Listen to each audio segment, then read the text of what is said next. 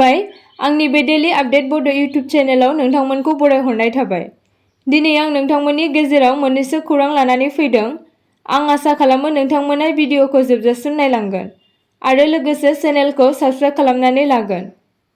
दिनैनि मोननैसो खौराङाव दङ। दिनैनि सेथि खौराङाव दङ बिटिआर सोरखारनि गाहाय मावफुं सोद्रोमा प्रमद बर' बिथाङा स्टेट गेस्ट हाउस आरो टाउन हल काम अडिटोरियाम लुफुंनो थाखाय अन्थाइ खाम्फा बेखेवदों।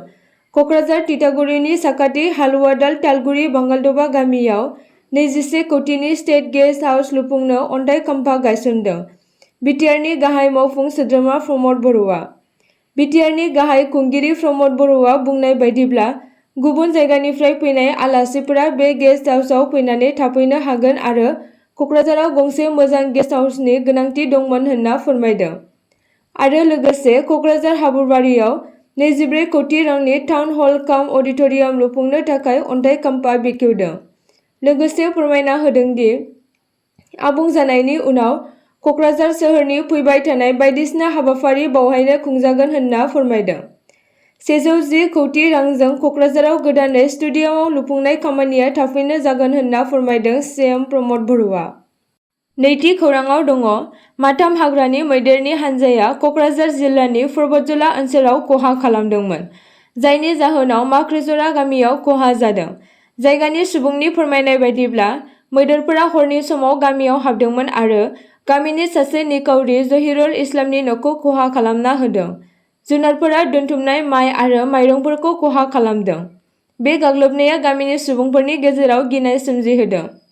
जायगानि थागिरिफोरा मैदेरफोरखौ होखारहरनो हायाखैमोन। बिथांमोना अर सावनानै आरो दावराव-दावसि खालामनानै जुनारफोरखौ गिहोनो नाजादोंमोन, नाथाय मैदेरफोरखौ खारहोनो हायाखैमोन। गोबां बोसोरनिफ्रायनो माख्रिजरा आरो खाथिखालानि ओनसोलनि गामिफोरा हाग्रानि मैदेरनि गाग्लोबजाबाय थानायनि खैफोदनि सिङाव थाबोगासिनो दङ होनना फोरमायदों। बेफोर जाथायफोरा सम्पथि आरो आबादफोरखौ गोबां खहा खालामनायजों लोगोसे गामिनि सुबुंफोरनि रैखाथिनि थाखाय खैफोद सोमजिहोदों होनना फोरमायदों। थामथि खौराङाव दङ मिरु सोरखारा लादाखआव मोनबा गोदान जिल्ला दाजाबनो फोसावदों। लादाखआव खुंथाय आरो जौगाथायखौ बांहोनायनि थांखि लानानै मोनसे मख'जाथाव राहा लामा लादों। मिरु सोरखारा समबाराव इउनियन टेरिटरियाव मोनबा गोदान जिल्ला दाजाबदेरनायनि थांखि फोसावदों। गोदानै दाजानाय जिल्लाफोर जांस्कर, द्रास, साम, नुब्रा आरो चांथांआ सोरखारि खामानि मावनाय आरो सिबिथायफोराव ओनसोलनि सुबुंफोरनि गोबां मुलाम्फा लाबोगोन आरो गावनि गुवार आरो गोजान ओनसोलफोराव खुंथायारि गोसारनायखौ गोख्रों खालामगोन होनना मिजिं थिनाय जादों। दासिम लादाखखौ गासै मोननै जिल्लायाव बोखावनाय जादोंमोन, लेह आरो कारगिल। बे मोनबा जिल्लाफोरखौ दाजाबदेरोब्ला गासै लादाखआव मोन 7 जिल्लासिम बांहोगोन। ब्रैथि खौराङाव दङ गोबां अखा हानायनि जाहोनाव त्रिपुरानि गमति जिल्लायाव दैबानाया गाज्रियैनो गोहोम खोख्लैयो। गुबैयै उदयपुराव दैबानाजों लोमसावजादों, जाय हायुंआरि राजा लामा 8आव गारिनि खारनायखौ हेंथा खालामदों, जाय खोला त्रिपुराखौ रायजोनि गुबुन बाहागोफोरजों फोनांजाबो। टेलिकमिउनिकेशननि बिफानआ दैबानाजों खहा जानांनाय त्रिपुरायाव टेलिकम सिबिथाइफोरखौ होफिननो थाखाय मेंनारोङि खामानि मावगासिनो दङ। मख'जाथाव जेंनाफोरनि गेजेरावबो बिएसएनएल, रिलायेन्स जिअ', एयारटेल आरो भडाफनजों लोगोसे टेलिकम सिबिथाइ होग्राफोरनि जथाय नाजानायाव गोहोम गोग्लैनाय ओनसोलफोराव 93% बांसिन टेलिकम नेटवार्कफोरखौ फोसाबफिननाय जादों।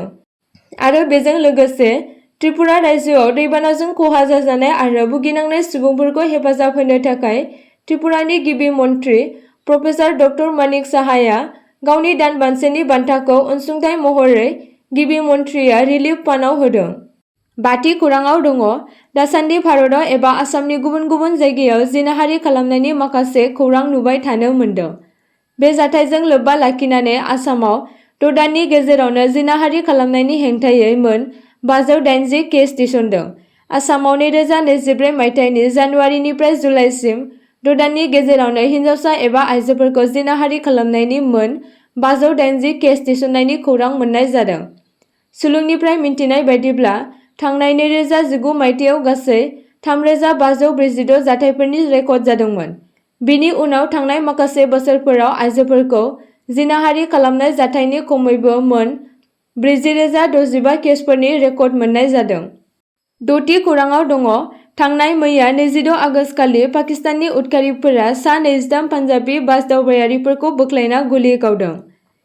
बलुचिस्ताननि मुशाकेल जिल्लायाव हाथियार लानाय सुबुंफोरा ट्राक आरो बासफोरनिफ्राय दावबायारिफोरखौ बोख्लायना बिसोरनि सिनायथिखौ नायबिजिरनायनि उनाव बिसोरनि सायाव गुलि गावनायाव खमैबो सा 23 पान्जाबिफोरनि जिउ खहा।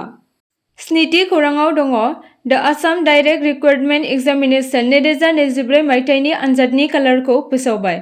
ग्रेड 3 आनजादफोरा 15 सेप्तेम्बर आरो 29 सेप्तेम्बराव जागोन होनना फोसावनाय जाबाय आरो ग्रेड 4 आनजादफोरा 27 अक्ट'बराव 2024 आव जागोन होनना फोसावदों।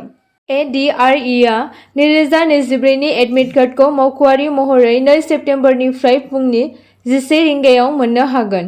HSSLC थाखोनि मानसिफोरनि थाखाय एप्लाइ खालामनाय सुबुंफोरा seva.online.org एबा assam.government.in मावख'आरि वेबसाइटफोराव थांनानै लिरनाय आनजादनि थाखाय एडमिट कार्डफोरखौ डाउनल'ड खालामनो हागोन। आसा खालामो नोंथांमोना भिडिअखौ नायनानै मोजां मोनगोन आरो चेनेलखौ लाइक आरो साबस्क्राइब खालामनानै लागोन।